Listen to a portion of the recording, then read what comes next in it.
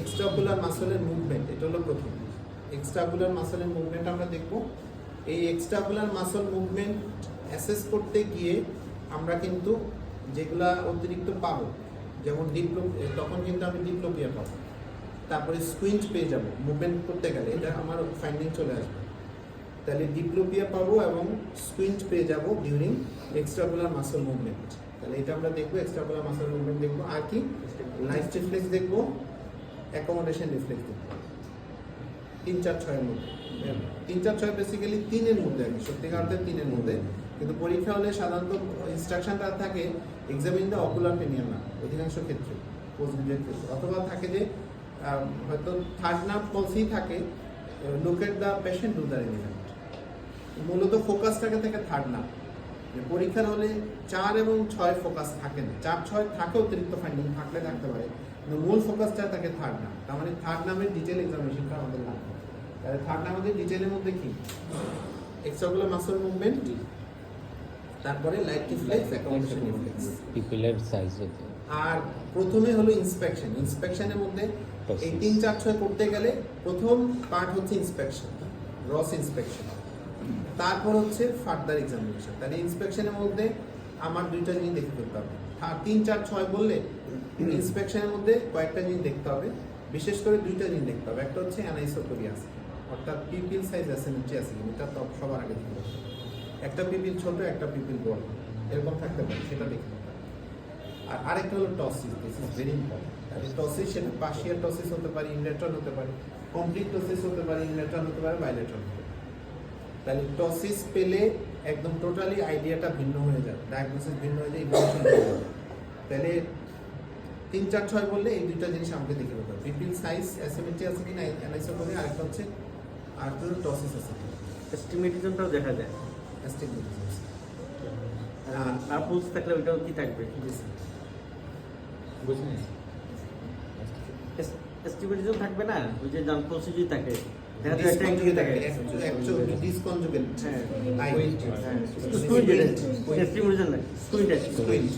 তাহলে এই ইন্সপেকশনের মধ্যে কিন্তু তাহলে অ্যানাইসোকোরিয়া মানে পিপিল সাইজ অ্যাসিমেট্রি, স্কুইন্ট আর টসিস, এই 3টা জিনিস কিন্তু দেখা যায় ক্রসলি। আর আরেকটা জিনিস দেখা যায় সেটা হলো অ্যাম্বলায়োপিয়া যদি থাকে তাহলে পেন্ডুলার নিস্টিগমাস যদি থাকে, যদি ব্লাইন্ড হয় তাহলে পেন্ডুলার নিস্টিগমাস, এটাও কিন্তু গ্রস ইন্সপেকশন। যদি কারো পেন্ডুলার নিস্টিগমাস যদি থাকে তাহলে বুঝতে পারবে পেশেন্ট ব্লাইন্ড পরীক্ষা, তাহলে সেটা কিন্তু একটা ইন্সপেকশনের পার্ট। তাহলে ইন্সপেকশনে এই জিনিসগুলো আমাদের দেখে ফেলতে হবে অবশ্যই। টিম এক্সামিনেশন করতে গেলে আমরা যদি ইন্সপেকশনটা অবশ্যই না বলি, অ্যাটলিস্ট আমার 3 থেকে 5 সেকেন্ড সময় নিতে হবে ইন্সপেকশনের জন্য। টসিস তো বেশি সময় লাগে না, স্কুইন্টও সময় লাগে না, কিন্তু ওই পিপিলটা দেখতে একটু সময় নিতে হবে, পিপিলটা একটু কাছে গিয়ে দেখতে হবে, লাইট ছাড়া। তারপরে আমরা আসি, এরপরে হলো 3, 4, 6 এর আমরা 3, 4, 6 এর কি করবো, 3, 4, 6 এর এক্সট্রাঅকুলার মাসল মুভমেন্টটা দেখবো। এক্সট্রাঅকুলার মাসল মুভমেন্ট দেখার জন্য লাইট রিফ্লেক্স আগে দেখবো কিনা, 3, 4, 6 আগে লাইট রিফ্লেক্স দেখতে হবে, এমন কোনো জোরে কিছু না। কারণ 3, 4, 6 এর মেইন ফাংশন হচ্ছে তোমার এক্সট্রাঅকুলার মাসল মুভমেন্ট। তুমি দেখলে অসুবিধা নাই, লাইট রিফ্লেক্স দেখলে কোনো মিস্টেক হবে না, কিন্তু 3, 4, 6 এর মেইন ফোকাসটা হলো এক্সট্রাঅকুলার মাসল মুভমেন্ট। এক্সট্রাঅকুলার মাসল মুভমেন্ট দেখার জন্য আমাকে প্রথমে ডান পাশে সরে আসতে হবে, এটা হলো প্রথম কথা, আমি রাইট সাইডে সরে আসতে হবে, এবং রোগীকে হরিজন্টাল গেজে রাখতে হবে, অর্থাৎ এই যে রোগী থাকবে ডানে তাকাবে না, বামে তাকাবে না, নিচে তাকাবে না, উপরে তাকাবে না, হরিজন্টাল গেজে রাখতে হবে। তারপর হচ্ছে আমি হরিজন্টাল গেজে আসতে হবে, আমার বা মানে ভিশনটা রেস্টে থাকবে, রোগীর ভিশনটা রেস্টে থাকবে, অথবা হরিজন্টাল প্লেনে আমার ফিঙ্গার থাকবে, ঠিক আছে। এরপরে আমি যে অ্যাসেস করব সেটা হচ্ছে আমি এইচ শেপে অ্যাসেস করব, এইচ শেপে অ্যাসেস করব, এবং এইচ শেপে অ্যাসেস করার সময় প্রথমে প্রাইমারি ফোকাসে আমাকে বলে নিতে হবে, প্রাইমারি পয়েন্টে বলে নিতে হবে আপনি কয়টা দেখতে পাচ্ছেন। এখন আরেকটা ইনস্ট্রাকশন দিয়ে নিতে হবে যে আপনি আমার এই আঙ্গুলটা ডানে বামে যাবে, ডানে বামে গেলে আপনার চোখ নাড়াবেন কিন্তু মাথা নাড়াবেন, আপনার চোখ নাড়াবেন, চোখে দেখবেন আমার আঙ্গুলটা যেদিকে সেদিকে আপনার চোখ নেবেন কিন্তু মাথা নাড়াবেন। তাহলে এই যে আমার বাম হাতটা ওনার হেড ফিক্স করার জন্য আমি ব্যবহার করতে পারি। তারপরে হরিজন্টাল লাইনে আসলাম। তারপরে কয়টা দেখতে পাচ্ছি, আমার আঙ্গুলের দিকে তাকান, একটা। কতটুকু যাব? তাহলে এক্সট্রিম গেজে যাওয়া যাবে না। এই যে এটা আমরা এক্সট্রিম গেজে যাব না, এমন না যে এতটুকু চলে যাব, এক্সট্রিম গেজে যাব না। হ্যাঁ, এটা ম্যাক্সিমাম 30 ডিগ্রি, তাহলে এক্সট্রিম গেজে যাব না। এরপরে উপরে উঠবো, কয়টা দেখতে পাচ্ছেন? তারপরে এই যে আমার আঙ্গুলের দিকে তাকান, তারপরে এইদিকে উপরে এই এই তাহলে আমার এই যে আমি এক্সট্রাপোলার মাসলের মুভমেন্ট দেখতেছি, এই দেখার সময় কিন্তু আমার মাইনিউট ফোকাস থাকবে আমি কোনো জায়গায় কোনো মাসলের পলসি আমি মিস যাতে না করি। বিশেষ করে এই জায়গার মধ্যে এমন হতে পারে যে পেশেন্টের টসিস না, কিন্তু দেয়ার মাইট বি পলসি, এমনও হতে পারে। অনেক রোগ আছে পৃথিবীতে যেখানে টসিস থাকে না কিন্তু পলসি থাকে। একটু এভাবে বললে সুবিধা হয় আর সহজ হবে আর কি, যে আমি যখন হাত নাড়াবো আপনি কোনো অবস্থানে দুইটা দেখেন কিনা, আর সাথে আমি দেখবো নিশ্চয়মাস হচ্ছে কিনা। নিশ্চিতমাস হচ্ছে। আর দুইটা যেটা বললো এক্সট্রিম গেজে গেলে এমনি নিশ্চয়মাস হচ্ছে আর কি। এর আগে বলে ফেলবো যে আপনি কখনো দুইটা দেখেন কিনা। আমি হাত নিব, আপনি মাথা নামানটা বলে দিছে, মাথা আমি চাপ দিয়ে ধরে রাখতে হবে, এটাই সবচেয়ে বেটার। আর কখনো আপনি দুইটা দেখেন কিনা। কখনো না দেখলেও বলবেন। হ্যাঁ, না দেখলেও বলবেন। দেখলে বলবে, না দেখলে তার বলার দরকার কি? হ্যাঁ, পেরিফেরাল স্কটোমা যদি থাকে সেক্ষেত্রে স্যার দেখবেন। পেরিফেরাল স্কটোমাটা থার্ড নাম এক্সামিনেশন দিতে করতেছে না, স্কটোমা অপটিক নাম এক্সামিনেশন। এই জটিল বিষয়গুলো কেসে থাকবে না। তোমার যে ম্যাকুলার স্পেয়ারিং আছে কিনা, ব্লাইন্ড ফ্লো আছে কিনা, এগুলো এখানে এত কি ইম্পর্টেন্ট প্রয়োজন নেই এখানে। তাহলে আমরা অ্যাটলিস্ট এই যে এইচ শেপে কারেক্ট মেথডে যেন আমি এইচ শেপে অ্যাসেস করি, এক্সট্রাকুলার মাসল মুভমেন্টে যাতে আমি মিস না করি, কোনো এক পাশে মিডিয়াল রেক্টাস বা ল্যাটারাল রেক্টাস পলসি আছে কিনা এটা যেন আমরা মিস না করি, বা কোনো স্কুইন্ট আছে কিনা, নিস্টিগমাস আছে কিনা সেটা যেন আমরা মিস না করি। এরপরের স্টেপটা হচ্ছে আমরা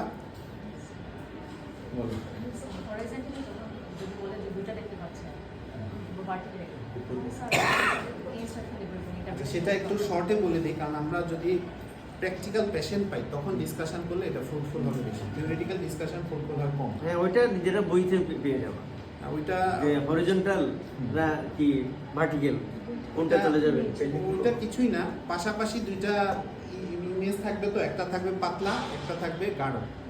তো রোগীকে বলতে হবে আপনি এখন এই চোখটা ঢাকেন, চোখটা ঢাকার পরে এখন পাতলাটা গেছে না ভারীটা গেছে। রোগী বললো পাতলাটা চলে গেছে, তার মানে বোঝা যাবে রাইটে এটা ফলস ইমেজ তৈরি করছে, ফলস মিরর, ফলস ইমেজটা তৈরি করছে, মানে রাইটে এটা ডিফেক্টিভ।